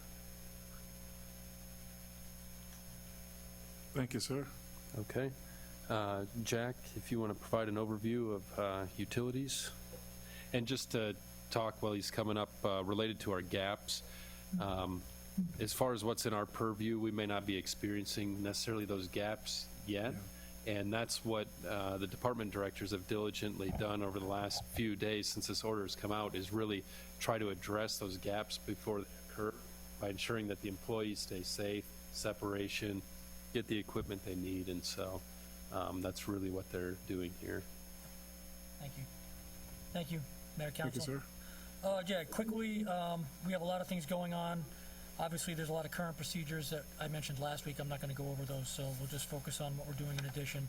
So after discussion with the city manager, Matt, and other directors, we've determined that the utilities department and all of its areas are going to remain as critical assets. So we're not changing any of the level of service currently, at least as of today. That could change tomorrow, but as of today, everything that we do, from obviously producing water, through the permitting, through the plant, through meter sets, all those things are related. They're all going on continuously. For Monday, in terms of the dial plant, we're looking at trying to, or will in the future, implement a temperature check for the operators and for the shifts at both the dial and Sellers plant. And we've coordinated that through Chief Lamb, and as soon as we get the equipment, we'll start those procedures. Supervisors will take temperatures, and we also have a sheet being developed by HR that'll actually go through the questions and the recording of what's going on. We already talked a little bit about shift changes. At the plant, we're currently on 3 shifts, and we've done as much as we can to isolate and to maintain a minimum contact for the folks in the operations room. And then, of course, the maintenance folks are out fixing stuff at the plant constantly. So those are the critical areas. Same thing is happening essentially at the Sellers plant. And we will do the same temperature checks once that stuff comes in for next week. The big change for Monday will be under field operations, whereby we're actually going to do a staggered shift. We're not seeing a lot of changes in terms of the work orders and the things that are coming in, so we are going to have one crew start at 7 a.m. and then, or about half the crew start at 7 a.m. and then the other half will start around 10 a.m. And that'll keep a 4-hour gap in between them. Have enough time to load the trucks, get in and get out, get through the clock system, and get out on the site. And then the next group will come in and then they'll work through, all the way through 6:30, and then that way we'll be able to continue to provide the services that we've been requested to do at this time. We are continuing to plan for even a more restrictive in the future, so those plans are still basically in process, but we're working with the supervisors, identifying people, and really working towards potentially an A/B type situation where we'd have people on call and people responding directly to breaks, and pretty much everything, if directed at that point, potentially could be shut down. Administration, we've opened up obviously everything to telecommuting. We've got most of the staff stuff is either in or already been approved. There's still a couple of folks we're going to struggle to telecommute with. We're still working through the bugs on that. Same thing for the engineering department. It's primarily going to move towards telecommuting and trying to receive those plans all digitally and continue those operations. We will have people intermittently come into the office because we just have to have some physical folks and physical contact and review and possibly some signatures, although we're trying to get almost everything to go to a digital signature at this point. So that's all I have. Any questions? Thanks, Jack. I was just going to say, yeah, the digital signatures would be good, because I understand there's a 5 to 6 day life of the virus on paper. So that's what NASA put up. So as much as we can move toward doing things electronically, the better. Thank you, Thanks, thank you, Jack. sir. Community Services, Nancy, are you still on the line? Yes, I'm still on the line. Community Services,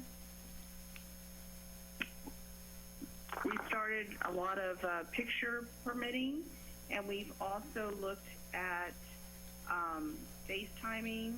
There are some inspections that we have to complete that we have to actually be there. So they're doing it through social distancing, only having one contractor there.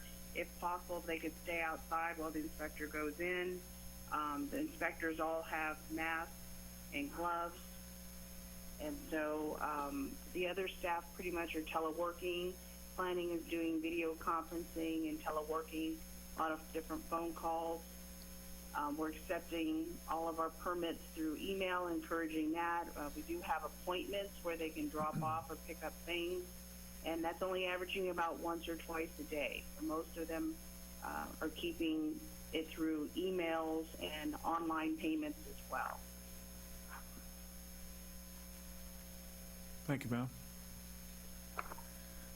Okay, Tammy, did you want to talk a little bit about what you all are doing in administrative services? And maybe some of the changes related to the city clerk's office as well that may have some impacts. Hi, how are you? We, administrative services has been very busy, especially in HR, developing the new policy that y'all approved. The Department of Labor manages that policy, and they're putting out new guidance on it daily. And like yesterday, they developed a 120-page document to explain it, which I read all this morning, and so it was changing as they read it and reread it and think, oh, that's not what I meant, or so we're trying to make sure our policy exhibits what the intention's supposed to be, which mainly is to limit the spread of this virus and make sure that you're able to stay home if you can. So as far as human resources, we're working with all the departments to roll out this policy and to develop telework. HR and IT are working as a great team. We have a great process internally. When we get a telework request after approved by management, we forward it to IT. We're working with them to make sure the employees have cell phones if needed, computers. A lot of employees don't have or a personal phone they want to use for work purposes and that sort of thing. So, but IT's been great in supporting us, and so I just wanted to say that. So, as far as the temperature checks Jack mentioned, that's something that we're working with. The fire department's already been doing those. That's something we're going to start at the plants and police and continue at fire.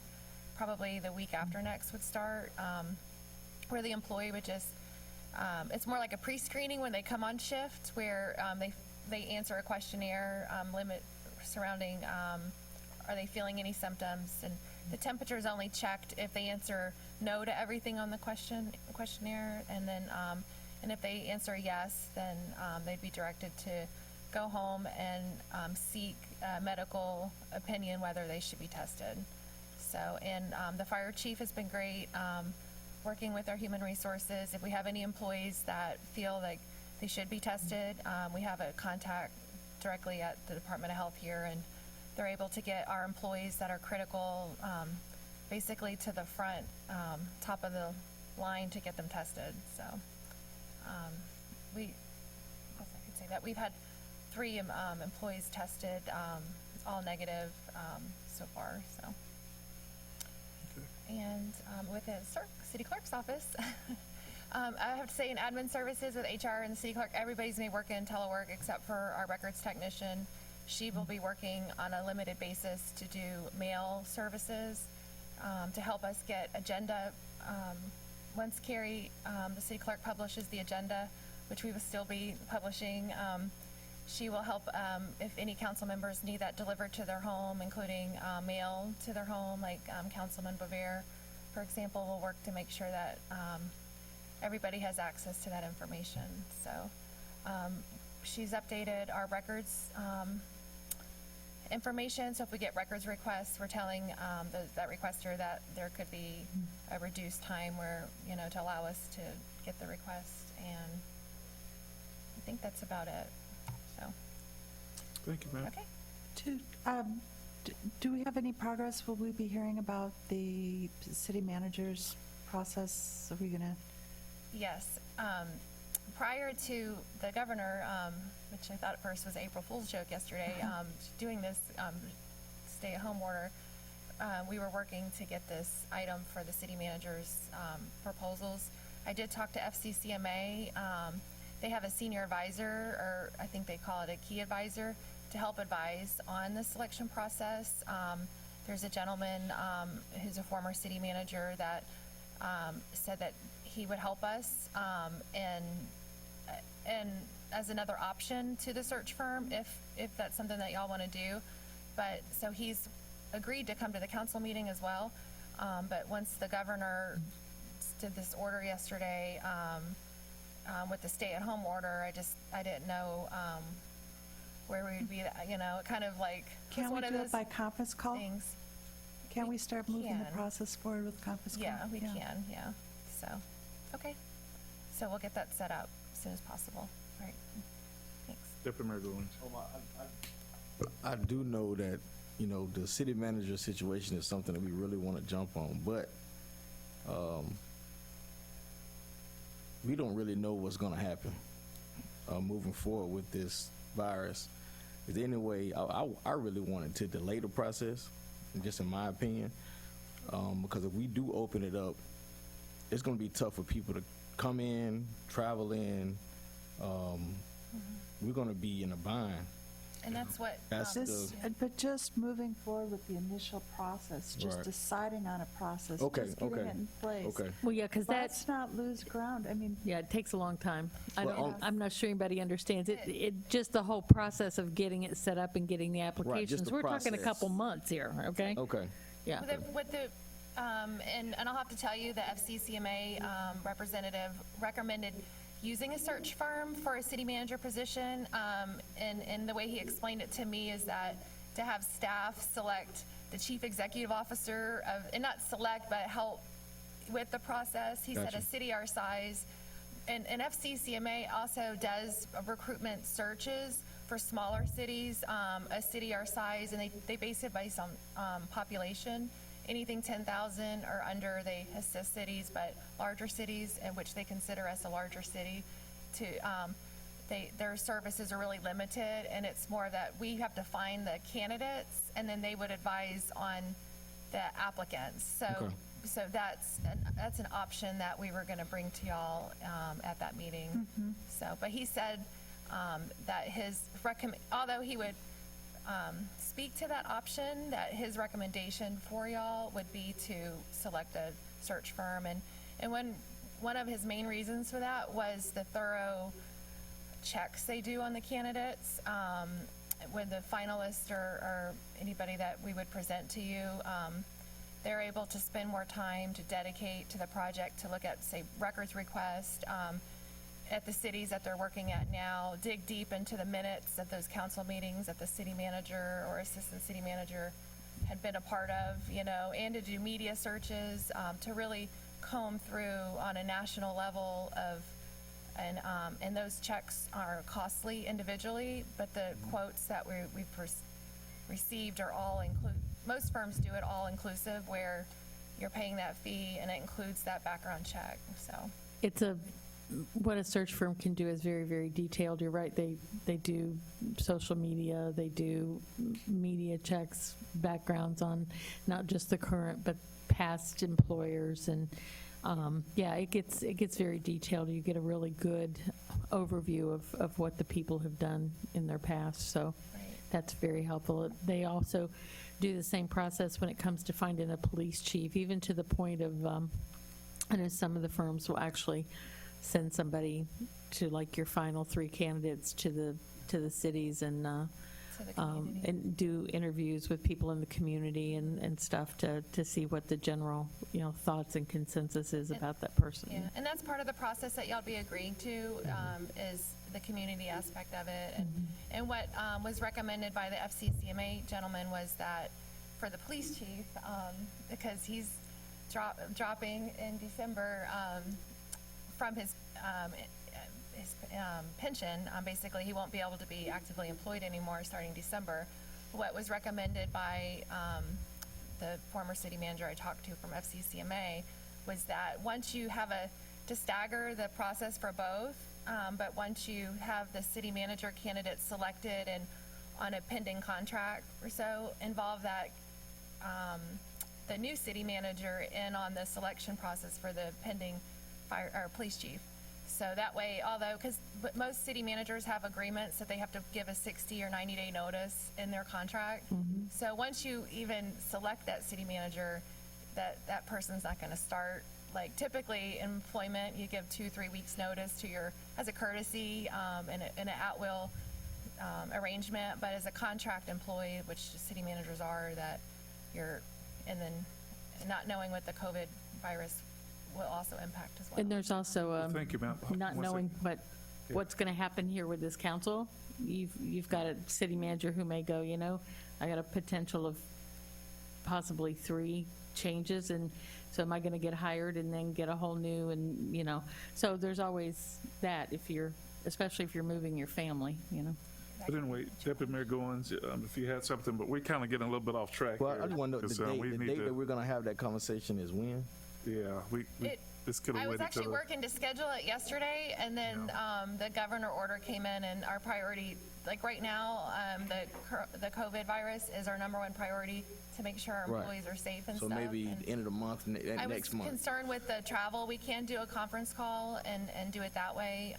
So All right. Yeah, because we're getting a little off track. We need to stay focused. When you say on the what we're conference trying call, to you're do here. talking about with the former city manager? Mr. City Manager. Okay. yeah. Okay. Matt, you can go ahead. Yes, I think the final one is finance, Rebecca.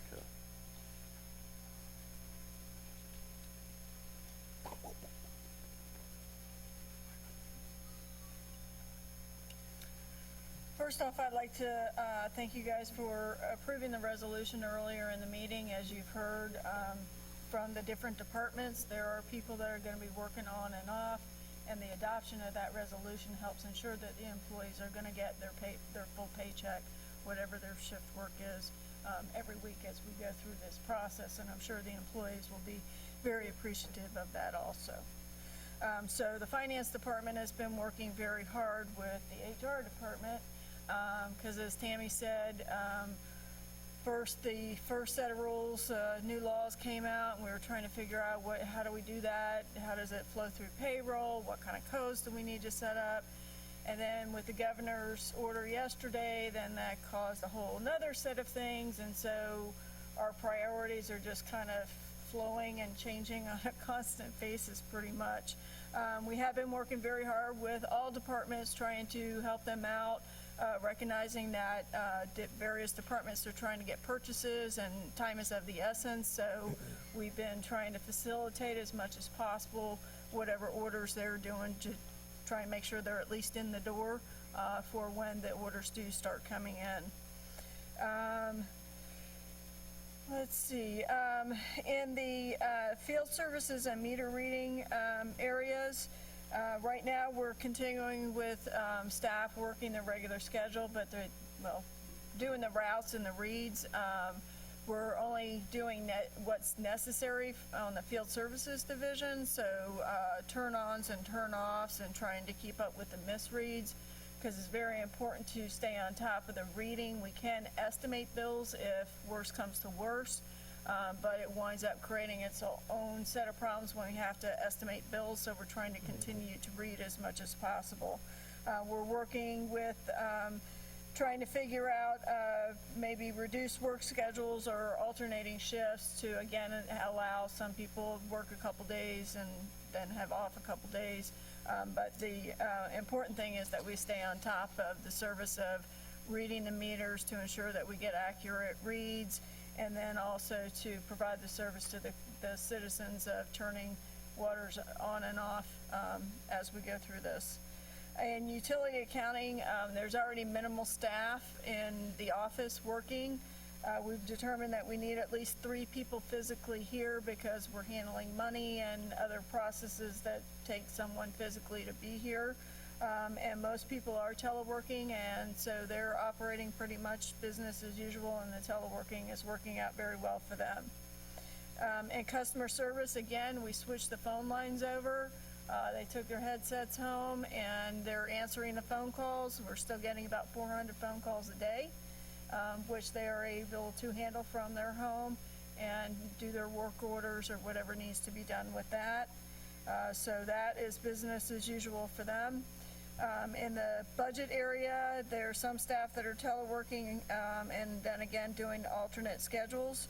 And other than that, there's a lot of deadlines coming up. They're trying to work on the budget and start getting ready for budget workshops and things like that for fiscal year 21.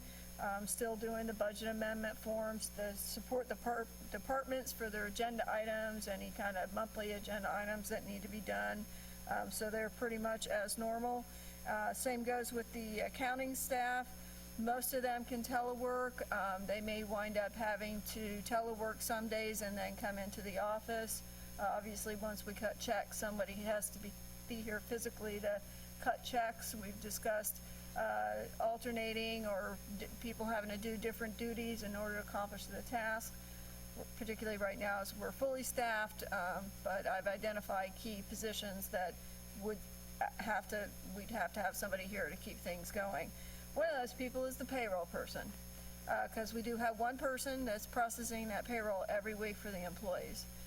So we're trying to do some doubling up and utilizing the accountant to help support the payroll clerk. And then again, there's a lot of deadlines that we're under. We're still under a deadline for an audit, state reporting, payroll, grant reporting, month end, so we have to keep going on business as usual. Thank you, ma'am. Can I just ask one question? Yes, ma'am. Just quickly, so 400 work orders per day. So is a work order, what exactly is that? Because I know it's shutting off and turning on water, but people aren't moving right now. That's 400 phone calls a day. Okay. And some of those phone calls generate work orders such as turn-ons and turn-offs, or I think my meter's leaking, or I can't read it, just any kind of various things. Okay. Oh, yeah. Deputy Mayor Goins. Oh, I'm sorry. No? Okay. Thank you. Thank you, ma'am. Councilman Bover, did you have anything you want to say, or? No, I'm all set, Mr. Mayor. Thank you. Okay. Mr. City Manager. I just want to quickly extend a thanks to the department directors as well as the employees of the city that are here continuing to provide the services to our citizens.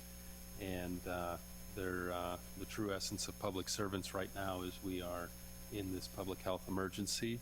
And just before we go, some good news for you all. I just got an email from FPL, and with the reduction in costs for fuel, they are applying our annual rate decrease to the Mays bill, which is a result of a 22.38% decrease in that May bill.